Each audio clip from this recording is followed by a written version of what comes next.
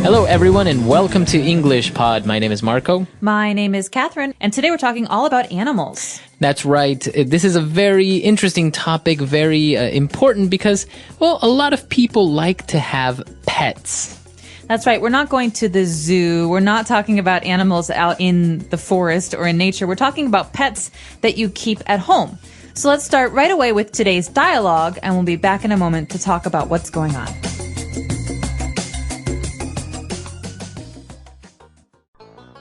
We have been over this 100 times. We are not getting a pet. Why not? Come on. Just a cute little puppy or a kitty. Who's gonna look after a dog or a cat? I will. I'll feed it, bathe it, and walk it every day. We can get a Labrador or a German Shepherd. What if we want to take a vacation? Who will we leave it with? Plus, our apartment is too small for that breed of dog.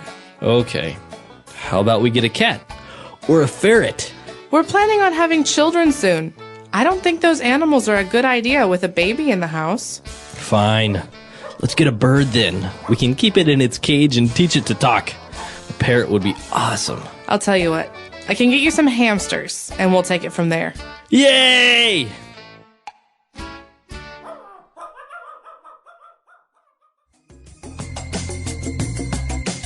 All right, we're back. So obviously, having a pet at home is a very big responsibility. And well, this is what the couple was talking about. But before we get into that discussion, why don't we take a look at 5 key words that we have picked out for you on Language Takeaway. Language takeaway. So first off, the couple is talking about whether they should get a dog or a cat or a puppy or a kitty. And when they start talking about dogs, they talk about what kinds of dogs or the breed of the dogs. Let's look at this word. That's right. They were talking about a German Shepherd or a Labrador. And as you said, this is the breed, or maybe you can say a kind of dog. That's right. So breed is the technical word to describe the kind of dog that something is. So like you said, these are 2 examples. There are many, many, many breeds that we can talk about, but we'll just leave it at this for now. But we talked about some other kinds of animals today. But we heard about some other kinds of animals today. Not dogs, not cats, maybe smaller animals. That's right. One of the animals that the person mentioned was a ferret. Ooh, a ferret. So this is a very small, kind of long animal. That's right. You may have seen it pets before. They kind of look like, I don't know, they have the face of a rat maybe, but they're very long. And they're thin. They're very thin. They're not like a rat because maybe their body shape is very, very different. But they're also kind of small and they like to eat those little insects. And yeah, things, right? I don't know if they have long tails like rats do. I think they have furry their tails are different, yeah. So that's a ferret, but we also heard about a special kind of bird. That's right. We talked about a parrot. So, as you know, there are many different kinds of birds. You can see birds out your window all the time, but birds that come from tropical places, usually very, very colorful birds, are called parrots. That's right. So, a parrot usually can talk or imitate what you say or sounds, right? That's right. They're actually very famous in the bird world for having a good ability to reproduce or to mimic the sounds that you make. So if I say hello, my parrot says hello. Yeah, exactly. It's really strange. They're very, very intelligent animals. So that's a parrot. And our last animal is a very small animal, very popular also to have as a pet. We talked about a hamster.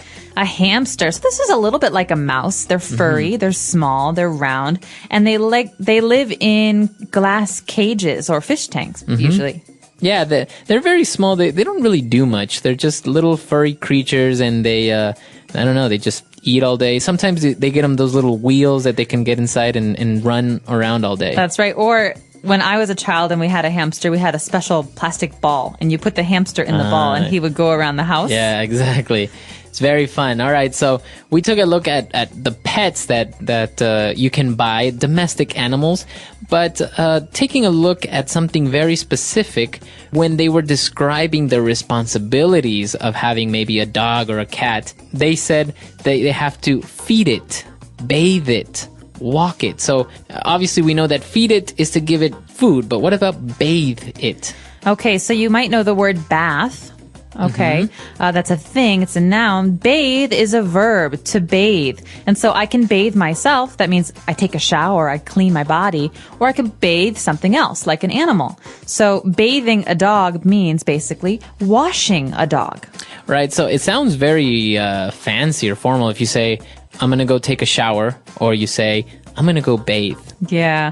We don't really say that as much, but we often say bathe when we're talking about cleaning other things. Not a table, but cleaning people or animals. Right. So you can say, did you bathe the baby? Or did you bathe the dog? Okay. So, and also remember that even though the dog may be female or male, we don't give it gender, right? We describe it as it. That's right. Animals are almost always considered it in English, although some people who really love their animals call it he or she. Right, right. So it's kind of your decision. It's not really incorrect if you say, oh, my dog, she's so beautiful if it's a female. But, technically you should say, my dog, it's very beautiful. Yeah. Okay. So we've taken a look at a lot of words there. Why don't we go back, listen to the dialogue, and we'll be back in a bit. We have been over this 100 times. We are not getting a pet. Why not? Come on. Just a cute little puppy or a kitty. Who's gonna look after a dog or a cat? I will. I'll feed it, bathe it, and walk it every day. We can get a Labrador or a German Shepherd. What if we want to take a vacation? Who will we leave it with? Plus, our apartment is too small for that breed of dog. Okay. How about we get a cat? Or a ferret? We're planning on having children soon. I don't think those animals are a good idea with a baby in the house. Fine. Let's get a bird then. We can keep it in its cage and teach it to talk. A parrot would be awesome. I'll tell you what. I can get you some hamsters, and we'll take it from there. Yay! All right, we're back. So now we've picked out 4 key phrases for you. Let's take a look at those now in Fluency Builder. Fluency Builder. So at the very beginning of today's conversation, we hear the first person say, we've been over this 100 times. So what does this mean? This means that they've never talked about this before? No, this is actually the opposite, but it's a way to exaggerate, right? Because obviously they haven't maybe talked about getting a pet 100 times, but you're just making emphasis on the fact that we've talked about this many, many, many times. And almost like you're tired of it. Like, oh, do we have to talk about this again? Right. It's like you said, an exaggeration to say, come on. So we've been over this 1,000,000 times. We've been over this 100 times. These are all ways of saying, oh, we have to talk about this again. Exactly. You're emphasizing that, well, maybe you've done it too many times already. All right. And, when they were talking about the puppy or the kitty, the guy asked, well, who's going to look after the dog or the cat? Okay, so this is an important phrase. We're going to treat this as a kind of a chunk. These words go together. To look after. So we could look after a baby or look after the pet. This means to watch or to care for. Right, to take care. So maybe if you're going to go out tonight, you want to leave your son with a babysitter to look after him. Right, to make sure that there are no problems or to make sure that he eats and goes to sleep. Exactly. So to look after, to take care or to make sure he or she is okay. All right. And well, obviously the guy didn't want a puppy. He didn't want a kitty. So the girl was giving alternatives and said, well, how about we get a cat or a ferret? Okay, the phrase here, how about, is very, very common in English. I think a lot of people who learn English have a hard time knowing when to use this phrase. How about? That's right. So it's very simple. The phrase, how about, is to give an alternative, right? Okay, or a suggestion. So, for example, you and I are talking about where to eat lunch, I don't know, and you give a suggestion, you say, how about pizza? And I say, I don't know, how about McDonald's? We're giving suggestions or offering alternatives. Exactly. So this is the correct way of using how about. Many students make the mistake of using it as to say, how was it? Or how did it go? Right? Right. So, how was your weekend? That's correct.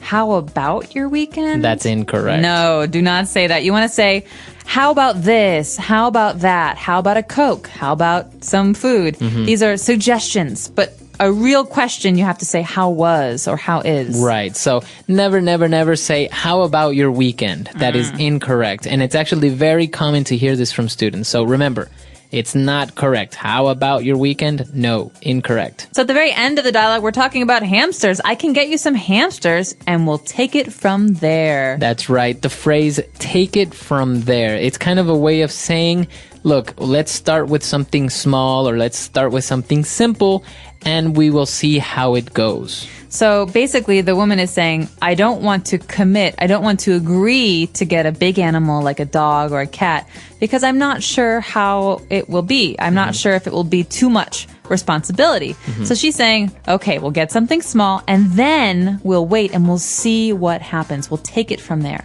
That's right. So it's basically saying, let's start slowly. So for example, maybe a guy asks you out, right? And says, hey, will you marry me? And you say, whoa.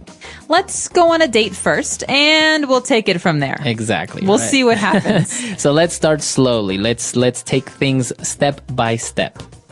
All right, so that's all the phrases that we have for you today. I think we should listen to the dialogue one last time, and we'll be back to talk a little bit more.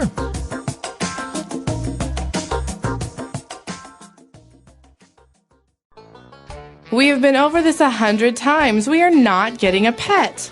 Why not? Come on. Just a cute little puppy or a kitty. Who's gonna look after a dog or a cat? I will. I'll feed it, bathe it, and walk it every day. We can get a Labrador or a German Shepherd. What if we want to take a vacation? Who will we leave it with? Plus, our apartment is too small for that breed of dog. Okay. How about we get a cat? Or a ferret? We're planning on having children soon. I don't think those animals are a good idea with a baby in the house. Fine. Let's get a bird then. We can keep it in its cage and teach it to talk. A parrot would be awesome. I'll tell you what. I can get you some hamsters, and we'll take it from there. Yay!